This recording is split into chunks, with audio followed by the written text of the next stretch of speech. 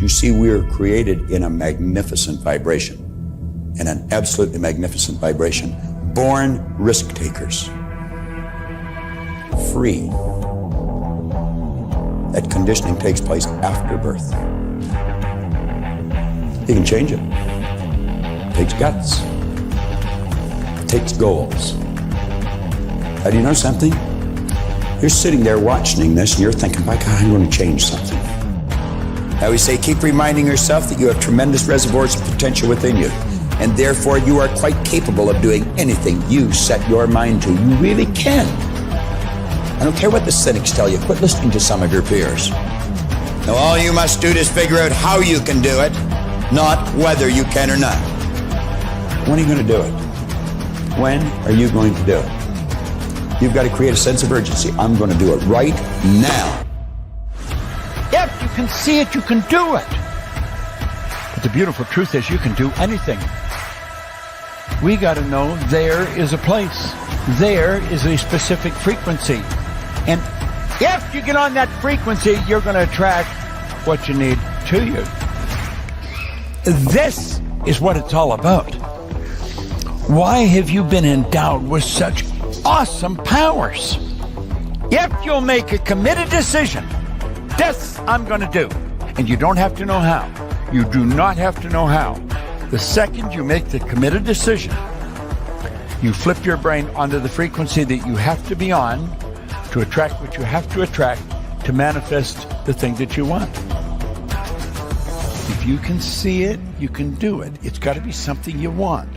Wants come from inside. Act like you're already there. Walk, talk, speak, live like you're already there. Don't set a small goal. Don't set something that doesn't really wind your stem. Set it so big it jazzes you. It really gets you going.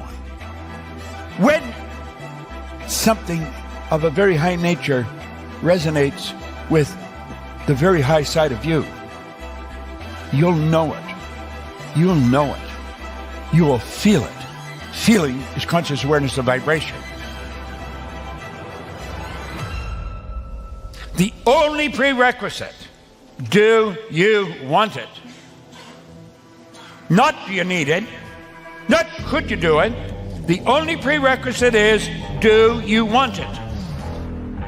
Take the lid off your marvelous mind and dream. For goodness sake, give yourself the right to do that.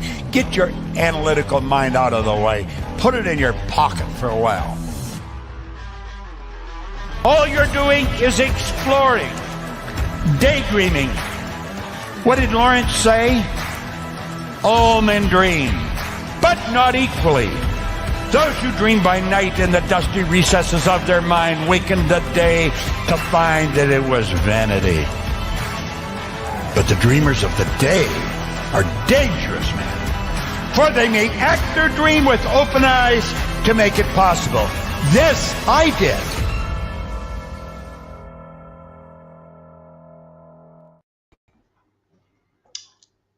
Hey everybody, welcome to Freedom, Health and Lifestyle, FHL. Great to be here with you. I'm expecting Joey to jump on any minute. And of course, this is episode 82. And it's a labor of love. And it is a labor of love, right? Damn. Anyway, we're going to get into it. Don't forget, like, subscribe and share. Click that notification button and you'll be notified when we're on, usually around about the same time every week, around about this time. And of course, what is it? Well, it's personal development with Freedom, Health and Lifestyle. And of course, they can be many different things. You know, freedom can be time freedom, money freedom. Health can be, you know, physical health, not just thinking, not just feeling good, but physical health. But it could also be mental health, not just, you know, thinking positive, but feeling positive too. Could be financial health, right? Could be that too, you know, and lifestyle could be whatever you want it to be. But a lifestyle with purpose, you know, making a difference for other people, not just for yourself, right? So look, of course, don't forget, we've got the 16-week challenge, tactics and solutions. Rule number 1, we can get into that a little bit later on. But look, go to the Facebook page, The Real Mick McCullough, download your goal sheet. Send it into Joey or send it into myself. The links are in the description. And of course, look, it can just be a fun way to start your journey by looking better, thinking better, feeling better, moving better, all of the betters, and we all want better, right? It's bloody roasting in here today. I left my heater on over the weekend and it's absolutely roasting in here. I did have the door open for a while, but I had to close it because the birds are just tweeting so loud, which isn't a problem for me, but it may be a problem for somebody else, right? But anyway, we're not going to worry about it. So look, what is this episode? It's a labor of love. So, well, I suppose, look, what is the labor of love? Well, it refers to the work or effort that someone does out of passion, dedication, or the love for the activity itself. Like maybe if you like playing sports, it's just a labor of love, right? You just love doing it. There's no other satisfaction apart from you just love doing it. So can your job be a labor of love? It could be if you love your job, right? But you do get paid for it. And in fact, that's one of the best things, right? That if you love what you do, you get rewarded for it. That's a fun thing, right? So what are the key aspects, of labor of love? Well, motivated by love or passion, no expectation of material rewards, personal fulfillment. And again, the links are in the description, which go into that a little bit more deeply. Examples, creative projects. An artist creates a painting that holds personal meaning. Even if they don't plan to sell it, they just, love that idea. And it was interesting. I can't remember who said it, but one of the famous artists, they said, I paint my picture twice, once in my mind, and once on the canvas. Someone else said I paint my dreams. That's interesting. Maybe another example could be caregiving. Looking after a child or an elderly person out of compassion. Volunteering could be, like maybe if you love dogs and you volunteer down at the local dog shelter, you're doing that. That's doing that out of passion or love, to make a difference for some other little creature, some other little being. And again, it's a labor of love. You're devoting your labor to something that you love. Okay. So reflects the idea that certain endeavors are worth pursuing purely for the love of them. So apply that to your life, right? Apply that to your life. Apply that to your vision. Like that vision could be a labor of love, right? You're passionate about that. You're passionate about what you want to become, who you want to become. That means so much. In fact, that got me thinking, actually, because I was thinking about labor of love, and I was thinking, just about life in general, and I was feeling frustrated, actually. I'll be totally honest with you. I was feeling so frustrated because, we're already into, what's the date today? The 19th. So it's the 19th today. We're 19 days into January, and I haven't even begun, to develop my strategy. I've got my strategy yet, but I haven't begun it. I haven't begun the process, the steps that I need to take, just because I've been distracted by, other things. And it's something that, obviously this thing that I have, obviously, for those of you that know me, you will know that I have my own business. I have my wife and I, we started a business about 15 years ago in the in-home pet care space. Today, we're Ireland's largest, most recommended, most trusted in-home pet care company. Like I said, been around about a decade and a half, delivered well over 500,000 services to thousands and thousands of customers all over Ireland. And we're really looking to change something about this, and it's really quite exciting. Hold on a second.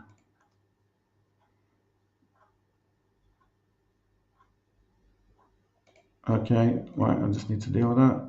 Hold on a second.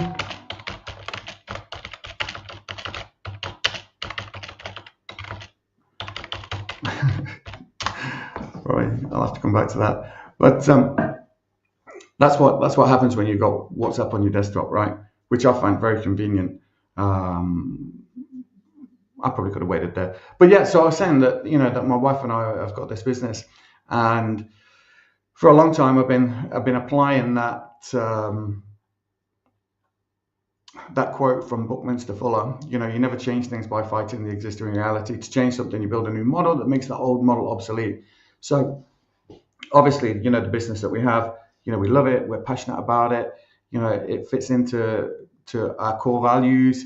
And again, but we want to change it. We want to, I've created some new goals. I've got a new goal for this year, which I really want to get to, right? I really want to achieve. But, so this labor of love that I have with the business that I'm in and the changes that we want to make, 19 days in, and having taken the first step, and it's just become so frustrating because, you're dealing with something that you love, but and you're trying to figure it out. You're trying to get things done, but there's always, you've got these moments where you're focused on doing something, and then there's a distraction that happens. And then what happens is, and then it's really important what happens in the next 5 minutes. Is that distraction going to pull you away? And in my case, it has been pulling me away out of necessity. It's not something that I can ignore. So, it's so challenging. It's so frustrating. I'm frustrated. I'll be honest with you. I really am. That I'm not making more progress. And I need to correct that. So, and I'm not going to make any excuses because, I'm certain that over the last, 2 or 3 weeks that I could have done more than I have. So at the same time, I'm not going to beat myself up for that. I can't change the past, but I can change what happens going forward. So this labor of love, it really got me thinking about the essay that, let me see, where is it? The essay that was written, let me see, by Albert Gray. And this essay is called The Common Denominator of Success. And if you're not familiar with it, you should go and check it out. Just Google it, The Common Denominator of Success. Put in PDF, there'll be a whole bunch that come up. But it is an essay, and it's really interesting. It's worth reading. It is. Originally as a speech for the National Association of Life Underwriters in the 1940s.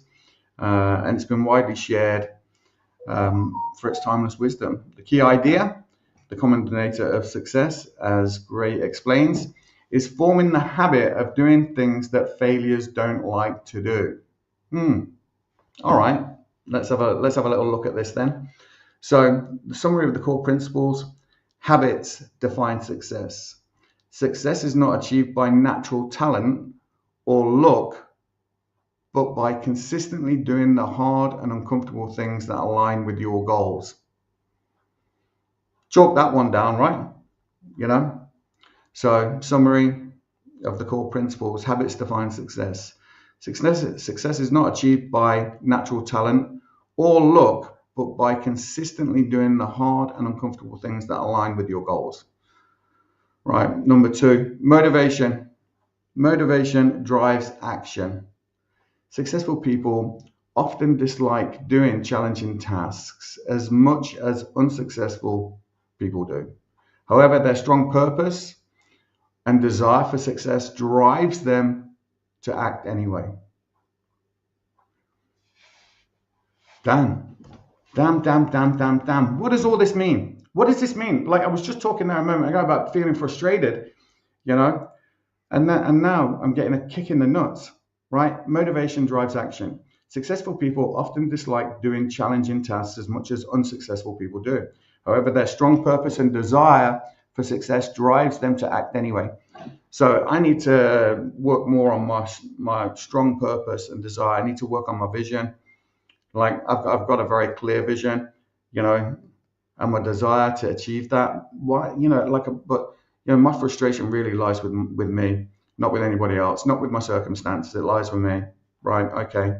I'll give myself a right beat up here, aren't I? So discipline over feelings.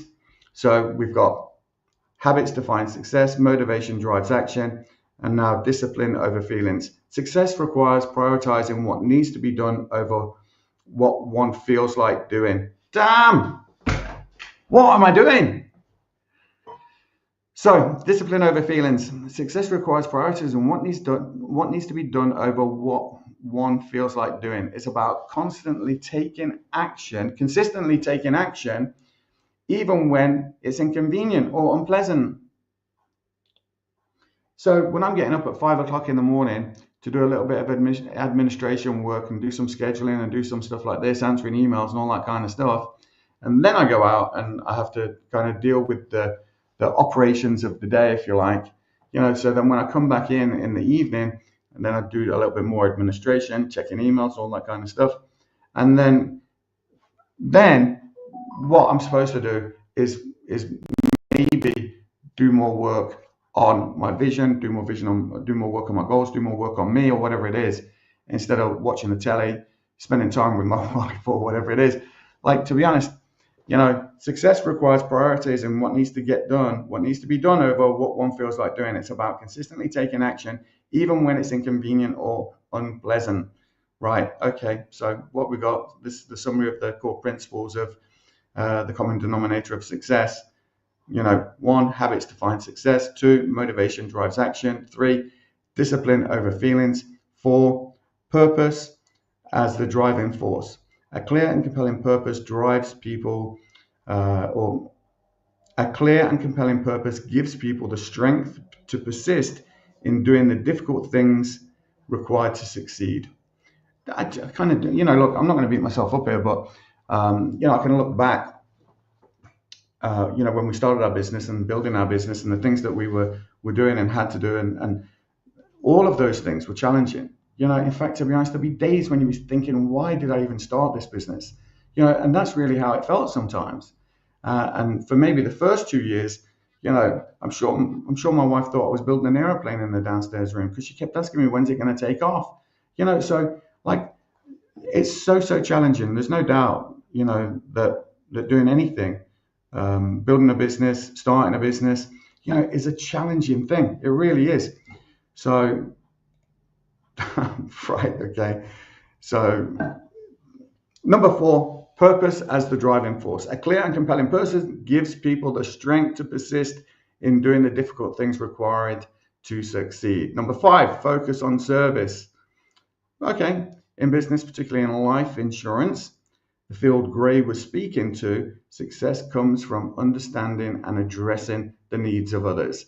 Now, this is, I love that, because, our job is, in our organization, our focus is always on service. Service to many leads to greatness. My good friend Heather King, she always says, shine in your service to others. And that's what we do. We want to serve, the community that we're focused on, and help them feel better about something that makes them feel bad. That's ultimately what we do. And, I'm excited for the changes that we're going to make, in making that better, and serving a new community as well as the one that we already focus on. So just to go over those 5 core principles that summarize the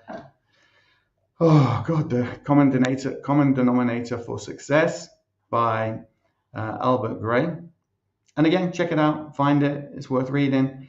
So number 1, habits define success. 2, motivation drives action. 3, discipline over feelings. 4, purpose as the driving force. And 5, focus on service. Interesting, because that kind of, it is a little bit like what I was talking about last week, if you like, when I was talking about the vision sets the destination, goals outline the path. The journey is the experience along the way, and the rewards are the milestones that keep you motivated. It's a little bit like that. It's not the same, it's a little bit. So, notable quotes. Successful people are influenced by the desire for pleasing results. Failures are influenced by the desire for pleasing methods and are inclined to be satisfied with such results as can be obtained by doing things they like to do. I get that. Do you know what I mean? Like, to be honest, I always say, look, like, whatever you're doing, you want to be able to enjoy it. You should like it. Because if you like it, like, you don't feel like you're working. But even in the things that you like doing, there are, to be successful, there are going to be other elements that you don't like, especially if you're building a business. Like, it can be challenging. And you're going to have to figure those out, and you're going to have to do them and get good at doing them. and do them often. And that's what sets people apart. I think it's what sets people apart, sets the winners from the losers, right? Because the winners, they practice, they do things that others won't do. They train harder maybe, or they focus. Their passion and commitment, that labor of love, and that to be honest, there's no doubt it should be a labor of love, shouldn't it? It should be a labor of love, but there's going to be things inside there that you don't feel like doing, but you're going to have to learn to do them and do them. So, application. Gray's essay encourages readers to identify their goals and the uncomfortable tasks required to achieve them. Boom, boom. Right uppercut there, right? Develop the discipline to do these tasks consistently. Focus on their purpose to sustain motivation, even when enthusiasm fades. It's interesting, isn't it? I'm not necessarily a fan of that word motivation, right? I think, although in this case he's talking about when the enthusiasm fades, I think the motivation fades. I think that's why I need to be influenced, not necessarily motivated. I need to be influenced. My vision needs to influence me. I need to see it in my mind as already being done, and that way then the steps. In fact, when I picture it in my mind as already being done, it's almost like I already have the steps to get there. I already know what it took to get there, and the challenges along the way. So, look, I don't know. I think it's very interesting. I would definitely encourage you. I don't have a link in the description for the common denominator of success, but I would encourage you, just Google it. Common Denominator of Success by Albert Gray. It's about 4 pages long, 3.5 pages long maybe. But again, I think it's definitely worth your time in going through it. So this has been a labor of love, right? Maybe today. Maybe that's how you're feeling. I hope not. But look, it should be fun. I always, when I'm hiring new people, I always say, look, it should be a fun thing to do. It should be a win-win-win situation. It should be a win for the person doing the work. It should be a win for the client. And of course, us turning up ultimately is helping someone feel better about something that makes them feel bad, and that's a good thing to do. And the reward comes from doing the work, and you have to do the work. I suppose I'm looking at that quote on my wall now. I always have it there. You never change things by fighting the existing reality. To change something, you build a new model that makes the existing model obsolete. And that's a labor of love, isn't it? In itself, just working on yourself, listening to audiobooks, reading books, trying to change your habitual thinking, because that is so difficult. Working on yourself is a labor of love. Sometimes you don't want to do it. Sometimes you just want to kick back and relax and have a beer, right? Watch a football match, which I'm going to try and probably do this afternoon, maybe if I get a chance. Probably won't, because there's always something else that needs to get done, something more pressing or compelling. But look, what's your labor of love? What is it that you love doing? And can you turn that into a business? Or maybe you already have turned it into a business. There's links in the description to contact Joe or contact myself. Joe's got several businesses that he operates. I've got several businesses that I operate. I'm more than happy to share what I do and how we do it. And of course, what you can expect if you want to get involved and do something differently. But again, working on yourself is probably one of the biggest challenges that I face. Trying to be the best version of me. It's fucking hard, right? It is. You're always trying. And I see it from my wife Kate as well. That you have to operate at a certain level. You're trying to help everybody feel feel valued, within the operation, within the organization, that they're making a difference, and constantly influencing and trying to motivate and encourage and support. It takes its toll, but I love it. I do enjoy that. I do enjoy helping other people feel better about what they do. Um, I think it's important to show the people that you're working with that you care about them. I think that's important. You want to help them and guide them if you can. So look, my labor of love has been this last 3 weeks since the turn of the new year. Where I have had the capacity to do things, but I haven't done them. Because of distractions. I'm going to call them distractions, and probably laziness too. Which means that that my vision is not in the forefront of my mind. Every action that I'm taking isn't a step towards that vision, and that's something that I need to change, and I need to challenge myself here to do things differently, to start taking the action. Like that video that I played at the beginning, I'm going to play it again in a minute, because I just think that, in fact, I should probably listen to that video. I've got it on my phone. I should listen to it every morning. In fact, that should be my alarm. In fact, I might rip the sound off there, and it should be my alarm to wake me up in the morning so I can listen to that first thing. Because it really is. If you listen to that video and you watch that video, and that's all you kind of do, and you'll see that everything that you need to know is in that video. Pretty much everything you need to know is in that video. Well, not everything, but there's a lot in there, and it's worth just getting into it. But listen, look, let's get back to what I was talking about. So we'll just quickly run over. So we've got labor of love refers to the work or effort that someone does out of passion, dedication, or love for itself, for the activity itself. So whatever it is that you do, to be honest, you want to be passionate about it. Especially if you're starting a business, thinking of starting a business, have started a business, or maybe it's just a job that you're passionate about. You love the difference that you're making for the people. Key aspects of that phrase: motivated by love or passion, no expectation of material reward. That's the great thing about it, because I honest to God believe the reward comes for doing the work. And if you're passionate about that work that you do, you're going to get well rewarded. You really are. So, having no expectation, of material reward, unlike just going to a job to get compensated for just spending your time there. But imagine if you were really enthusiastic about what you did. Maybe you are, maybe you're not. I don't know. It doesn't matter to me.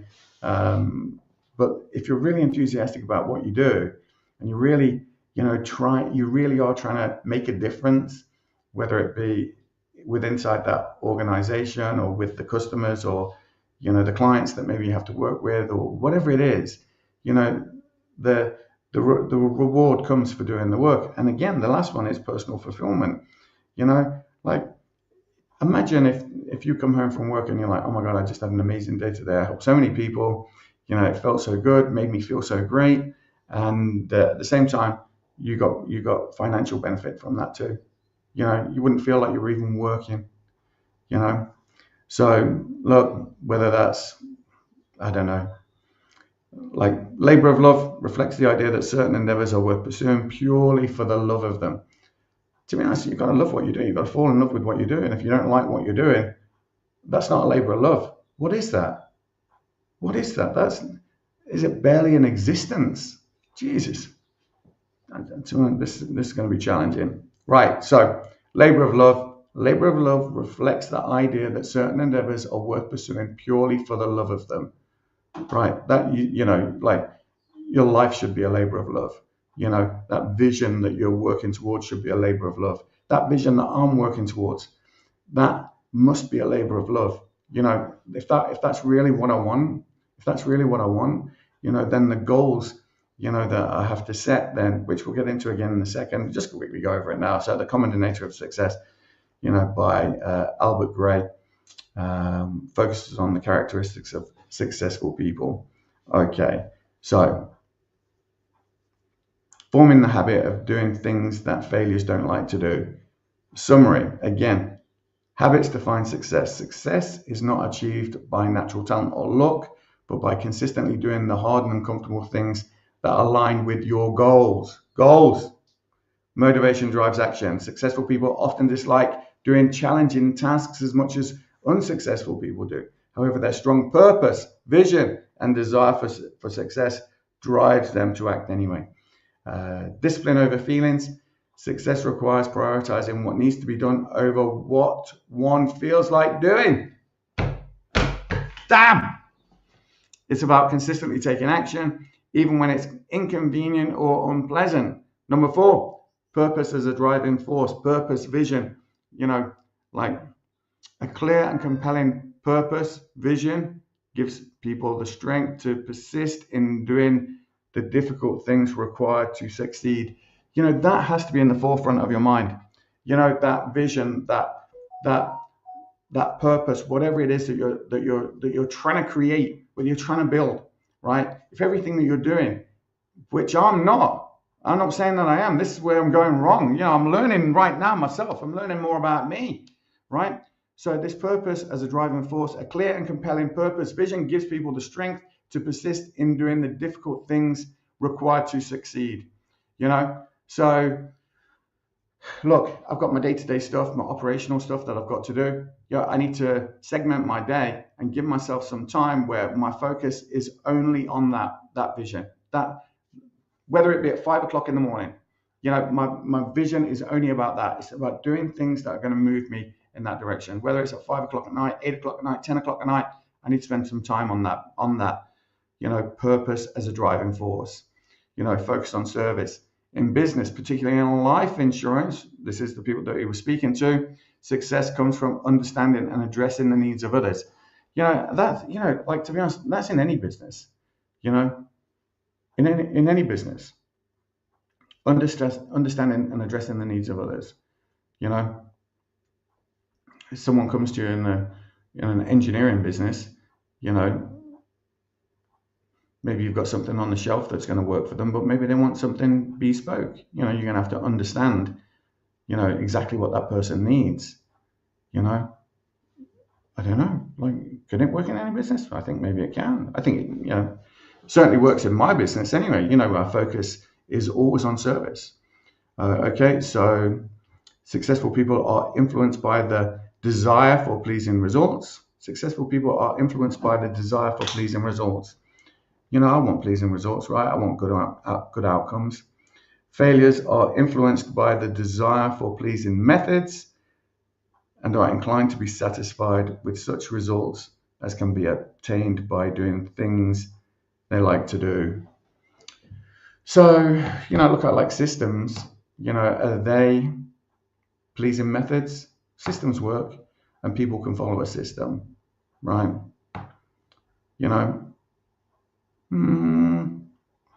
I think, what are we talking about here? Successful people are influenced by the desire for pleasing results. Failures are influenced by the desire for pleasing methods and are inclined to be satisfied with such results as can be obtained by doing things they like to do. I need to study that.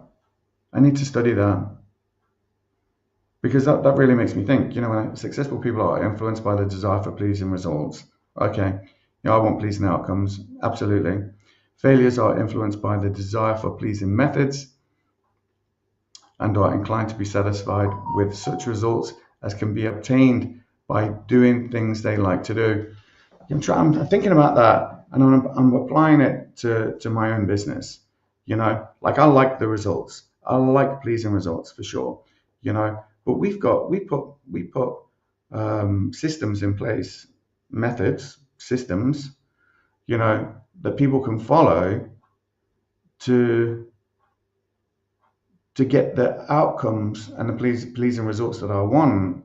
And I'm thinking that the methods, allow the people that work in my organization to do things they like doing. I really need to study this, right? Really need to study this because that's successful people are influenced by the desire for pleasing results. Failures are influenced by the desire for pleasing methods and are inclined to be satisfied with such results as can be attained by doing things they like to do. I think I'm starting to understand that. Right. Damn. So, The essay encourages readers to identify their goals and the uncomfortable tasks required to achieve them, develop the discipline to do these tasks consistently. I do it non-stop. Focus on their purpose to sustain motivation, even when enthusiasm fades. You know, telling you, like, if life's not easy. It's not easy, especially when you're. Well, I suppose it is. It is easy if you're ignorant. You know, there's nothing wrong with being ignorant. It means that you just don't know. You're just kind of breezing through life, and that's nice. But you know, when you're willfully ignorant, which I can't be now because I've spent so long kind of studying personal development, focusing on my inner journey.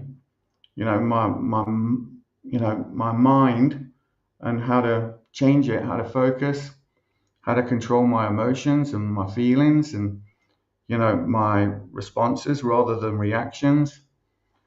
Anyway, listen, don't forget to like, subscribe, share, click the notification button. Obviously, you'll know when we're on, usually around about the same time every week. I think Joey must have something on this week. He could be in the army, don't know. Hopefully he's okay. But look, this is personal development with freedom, health, and lifestyle. Pretty straightforward. Probably doesn't sound like it at the moment. I'm going through it, right? You can see I'm going through it. Like,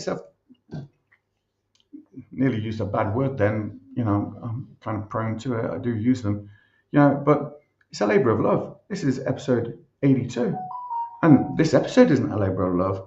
But, oh, God. Right. This year's going to be amazing. It is. And again, look, I suppose, look, it's what I was talking about last week when I was talking about, vision, goals, journey, rewards, and the vehicle. The vehicle, this, vision is like a guiding star. That's what I've really got, I've got my vision, goals are concrete steps or milestones. Like, I have this vision, and then I've got this goal that underwrites that vision. I can't share the goal with you. Obviously, I'd love to, but I'm not going to right now. And again, the kind of vision represents the ultimate picture of success or fulfillment that you aspire to achieve. It's the bigger picture, right? That's what it is. Goals are specific concrete steps or milestones that help you achieve your vision. And of course, like maybe I've got this one goal that's underpinning that thing, but I also know what it is. I also know what that journey is to get there. I know what that is. And the journey is where you actively engage with the process of achieving your goals and vision. So I know what that journey is, and we're working on it. Not as well as I should be. That's the problem. So the importance to enjoy the journey. So enjoying the journey. So purpose is the driving force. A clear and compelling purpose gives people the strength to persist in doing the difficult things required to succeed. That's number 4, right?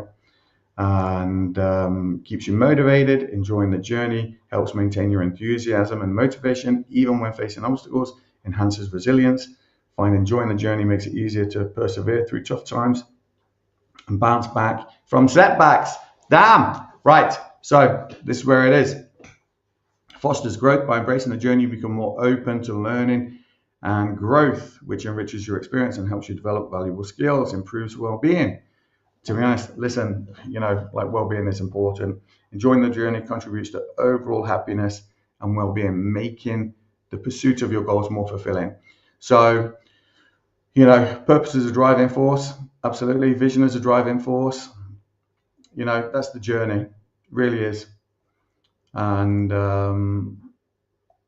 that journey is important. It is. I think it's also important to take a break.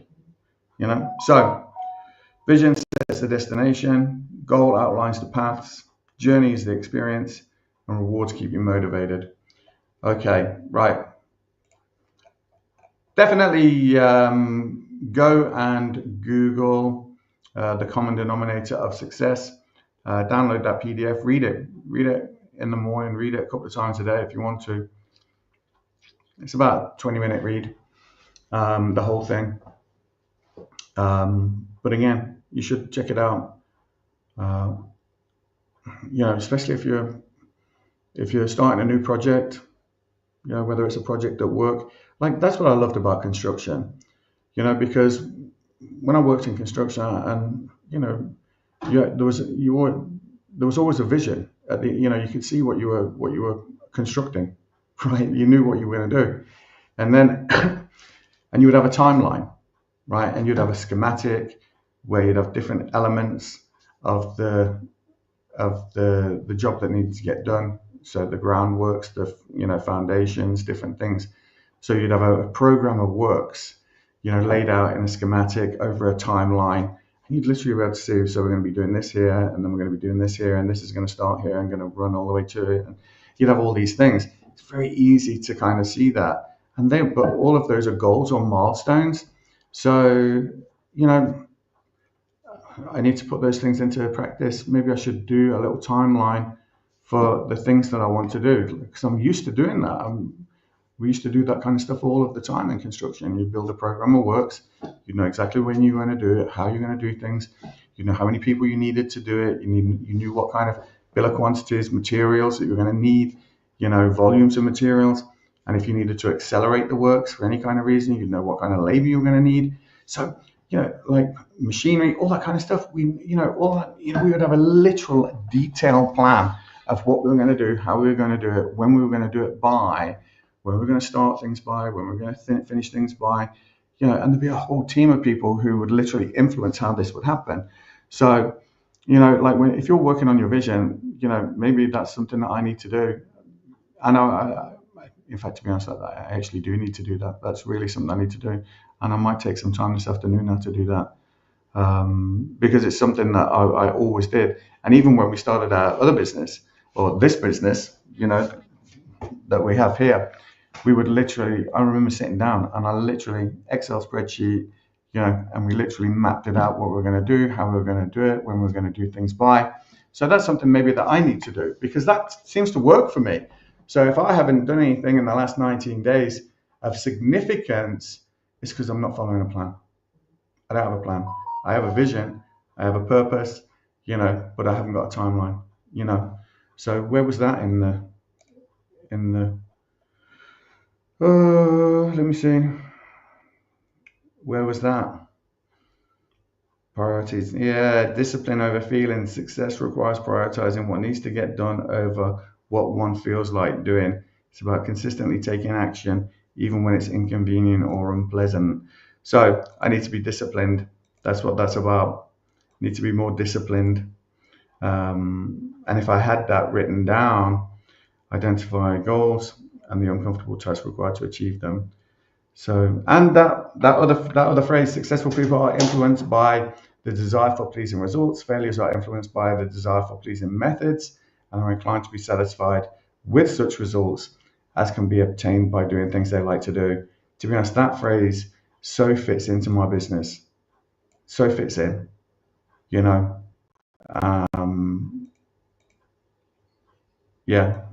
I'm starting to understand that, and the difference, between those people who start a business and those people who work in a business. It's interesting, very interesting. All right, well, listen, look, this is episode 82. It's a labor of love, and I hope this has not been a labor of love for you to watch. I hope not. But look, don't forget, like, subscribe, share, click that notification button. And Joey and I are usually on around about the same time every week. So, of course, this is personal development, freedom, health, and lifestyle. Freedom can be anything you want it to be. Time and money free, health, physical, mental, financial, lifestyle, a lifestyle with purpose, And look, transform your life. No limits. Damn. You can find me here, facebook.com, The Real Mick McQuillan. You're probably on that page right now. Maybe you're watching on YouTube. If you are, give us a like and a subscribe. It helps for sure. Look, we're going to watch this video again, right?